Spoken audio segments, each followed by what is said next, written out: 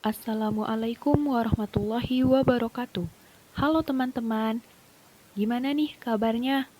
Perkenalkan, kami dari kelompok 5 yang beranggotakan Alia Dwi Julia Darni Ogis, Sulaiman Abdullah, dan Yona Fatia Feonansa. Assalamualaikum warahmatullahi wabarakatuh. Perkenalkan, nama saya Sulaiman Abdullah dengan NIM 210510883. Di sini saya akan mempresentasikan materi tentang perkembangan moral. Apa sih itu pengertian moral? Secara bahasa Latin, moral berasal dari kata mos yang berarti kesusilaan, tabiat, atau kelakuan, atau juga bisa diartikan sebagai hal-hal yang berkaitan dengan kesusilaan. Dalam buku Syarkawi 2006 pada halaman 34, dia mengartikan perkembangan moral sebagai kemampuan seseorang untuk mengetahui baik dan buruknya suatu perbuatan. Dan juga moral dapat diartikan adalah nilai kebaikan manusia sebagai manusia. Nah, moral juga memandang bagaimana manusia harus hidup sebagai manusia yang baik. Perbedaan kebaikan moral dengan kebaikan lainnya adalah kebaikan moral adalah kebaikan manusia sebagai manusia. Kebaikan moral mengandung nilai-nilai yang universal, terutama kemanusiaan. Oke, selanjutnya saya akan membahas tentang tahap perkembangan fisik dan motorik.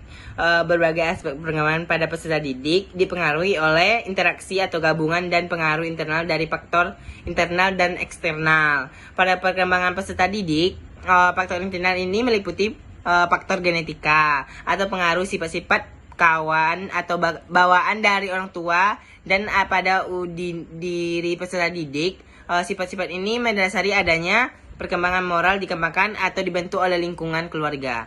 Yang selanjutnya itu peserta didik dimulai untuk melihatnya memasukkan nilai-nilai yang ada di lingkungan sekitarnya, baik lingkungan keluarga dan maupun lingkungan masyarakat yang dapat meliputi para yang menjadi teladan dari masyarakat atau tetangga maupun guru yang di lingkungan sekolah tersebut.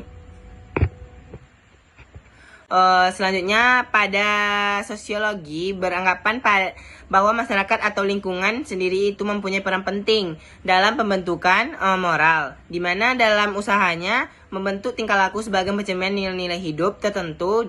Adapun faktor-faktor yang mempengaruhinya diantaranya adalah faktor pertama yaitu tingkat harmonisa hubungan antara orang tua dan anak.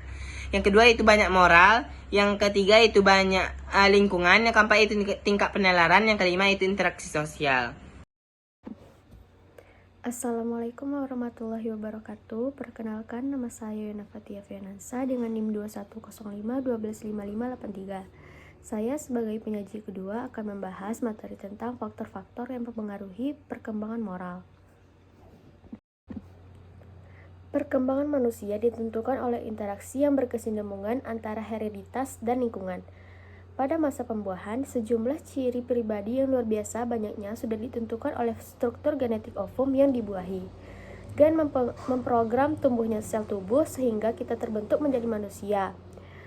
Nah, gen itu menentukan warna kulit dan rambut kita, ukuran tubuh secara umum, jenis kelamin, dan kemampuan intelektual dan temperamen emosional.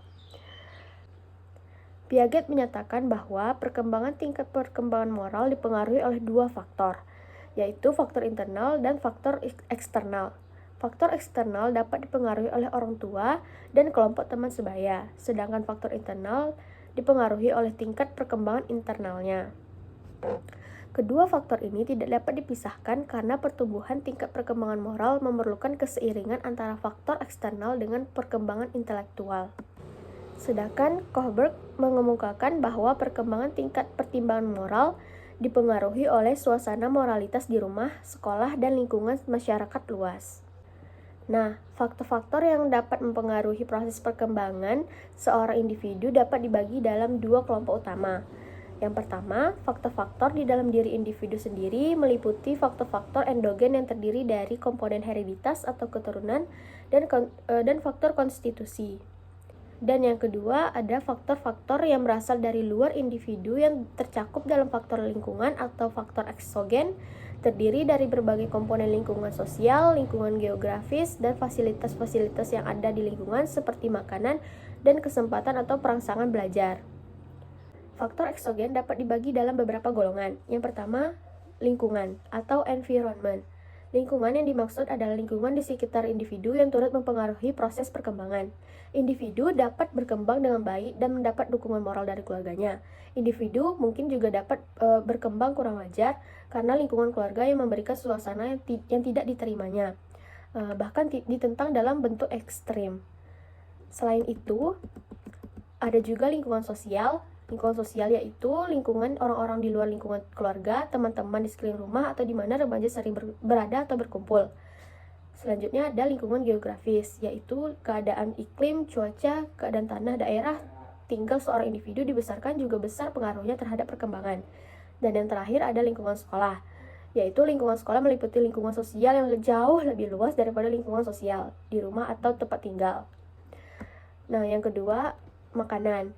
Nah, makanan secara tidak langsung mempengaruhi kepribadian seseorang. Makanan mempengaruhi perkembangan fisik dan penampilannya. Secara khusus pada remaja, di mana akan kebutuhan makan ini meningkat sesuai dengan kebutuhan fisiknya. Pandangan dan penilaian orang lain terhadap keadaan fisik orang lain akan menyebabkan remaja kurang membentuk gambaran mengenai dirinya. Dan yang terakhir ada faktor belajar. Belajar juga mempengaruhi perkembangan seorang remaja karena belajar sebagai faktor yang berasal dari lingkungan sengaja dipersiapkan supaya aktif dan efektif mempengaruhi bentuk perkembangannya. Nah, sekian yang dapat saya sampaikan, akan dilanjutkan oleh penyaji ketiga. Baiklah teman-teman, Assalamualaikum warahmatullahi wabarakatuh. Sebelumnya perkenalkan, nama saya Alia Dwi Julia Darni Ogis dengan NIM 2105113355 sebagai penyaji ketiga dari kelompok 5 yang akan membahas peran guru dalam meningkatkan perkembangan moral pada peserta didik.